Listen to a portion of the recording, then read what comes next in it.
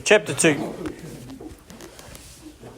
Davy was sitting in Mum's special chair in the corner of the dining room with Dad's laptop on his knee.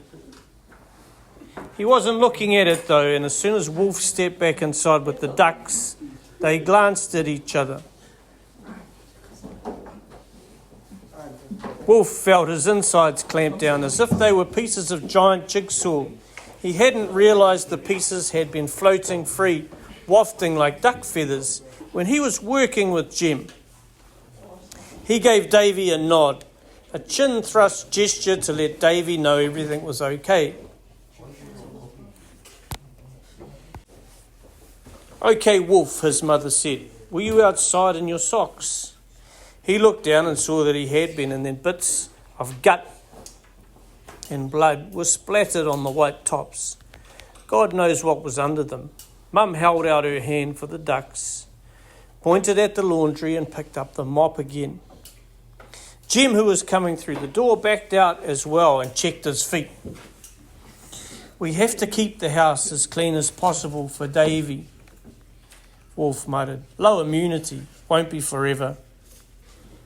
"No problem." He called hello to Davy but stayed in the laundry where Dad was cutting up the venison. "Let me do it," Jim said. "No, I've got it. That's a prime piece, that one there. Keep it as a fillet and..." I know. Dad saw his father's hand tighten on the knife. Dad was touchy about his stepbrother's knowledge of wild food. In fact, he was touchy about most things concerning his stepbrother, which was odd, considering they were the only family on their side. "It's easier for Anna if I cut it all into pieces. She doesn't like touching raw meat." Wolf hated to imagine what Jim must think of them. He chucked his socks and sweater into the machine and went to his room to escape until it was time to eat. Dinner time, when it finally happened, was a bit stormy. It started off okay, but a squally gust of conversation blew up when Mum carried a large jug of juice and soda to the table, the clinking ice cubes heralding its arrival. "Why are you having juice, Dad?" Cindy watched the level of the jug drop as Dad poured the drinks for everyone down his end of the table first. "You usually have beer, so you can't have both."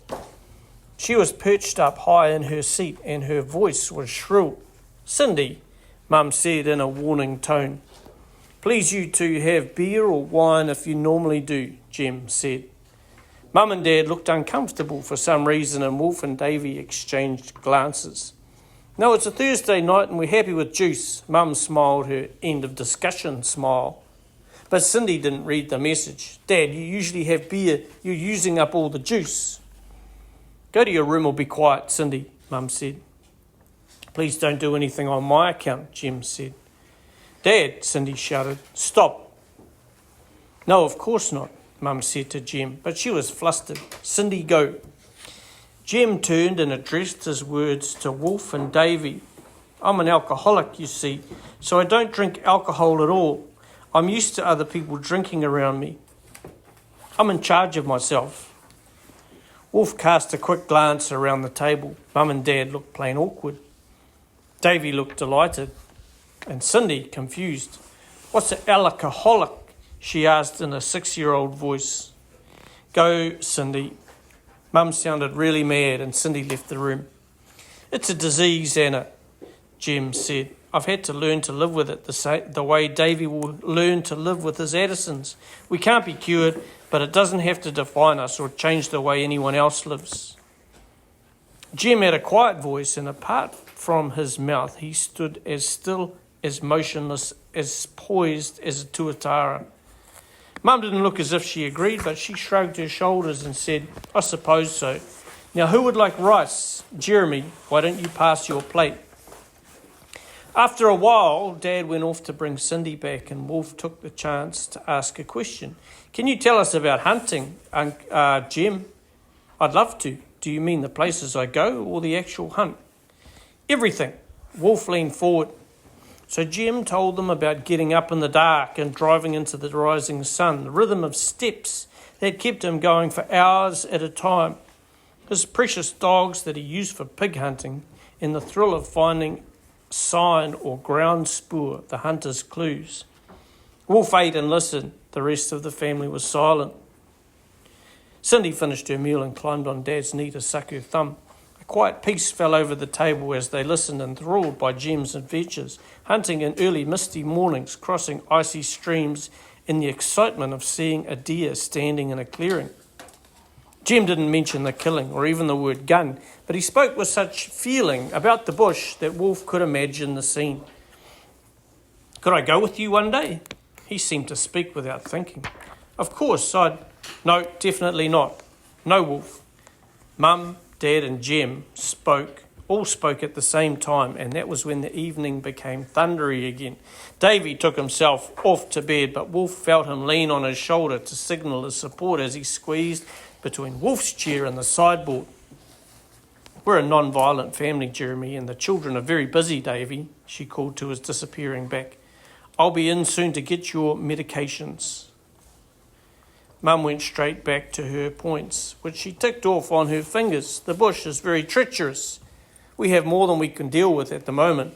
Wolf is not keeping up with his schoolwork. In fact, he's slipping behind, and he doesn't need the distraction of dangerous expeditions. And it's not so much dangerous," Jem started to say, but Dad interrupted. "Look, Jeremy, you're very generous with the venison and game, and we appreciate it. God knows we need the help right now. But I don't think Wolf going hunting is a good idea." "I don't do anything," Wolf said. "All I do is mind Cindy these days, while you guys fuss over Davy. Why can't I go with Jem and Uncle Jeremy, thank you?" He said to call him Jem. "I'm 14, and you'd think I was Cindy's age. Why can't I do something for myself? I need to get away." "Wolf, it's true, I do nothing. Plus, you never let me and Davy do anything gory and fun, but we want to." Wolf felt noble speaking on Davy's behalf, and he hoped he was listening through the wall. "Anyway, it'd be brilliant for Davy if I went, because I could tell him all about it." Mum got a bit teary, and Wolf knew he'd scored a game-changing goal. "That's enough, Wolf. You always hear about hunters shooting each other, and I don't want to think about you firing a gun. There's enough worry in this house right now." She wiped her eyes on her serviette, and Dad reached over and patted her hand. "We should leave the subject alone," he said. "Or I could take him hunting without guns," Jem said, and everyone turned to look at him in surprise. Wolf felt panic rush through him. Not another baby cop-out. "I could take him pig hunting. We'll just use knives." Mum groaned as if she could feel the point of the blade, but Dad sounded interested. "Well, that's a possibility." "No." Wolf saw the red deer in the clearing of his imagination begin to disappear. "Pig hunting's all right," Jem nodded at Wolf in a trust-me sort of way. "Why don't we start with that and give everyone the chance to get used to the idea? Then we can," he shrugged before he said, "reconsider." Wolf tapped his knife on the table, unable to speak. Half his brain was screaming, "Push for the guns," but the other half was saying, "Take this and shut up. There's an old boar up in my hunting patch that thinks he's got the better of me." "Maybe he has," Jem said, shrugging his shoulders, "but I'd love to get him." He touched the side of his face and looked at Wolf. "The tusks on this old-timer are magnificent." "Okay," Wolf breathed out. "I'm in. Let's do it." Okay, boys, can you get your Chromebooks out? And in your Chromebook, you should find a little assignment on Chapter 1, like a quiz assignment. Multi-choice.